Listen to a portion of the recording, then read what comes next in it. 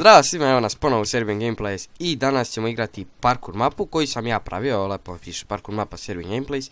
Znači, mapa je podijeljena u 3 levela, žuti blokovi su laki deo, plavi su malo teži, a crni su već malo teži nivo, što kažu, malo treba znanja da bi prešli ovaj crni. Ajmo da krenemo, znači, mapa nije teška, nije ni mnogo dugačka. Evo ovdje, ću da izginem bre. Dobro je. Sada tu. A možemo direktno ovdje. Evo ovo je već malo teži nivo. Srednji znači. Ja sad ovu. Evo tu smo već. Ja mrzim ovu ogradu.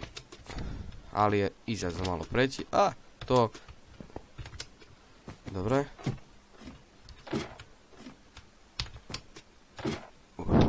Dobro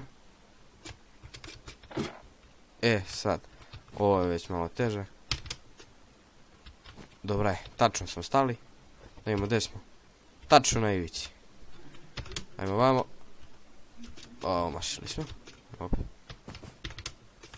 Opet omašili. Ne! Šta ja to radim?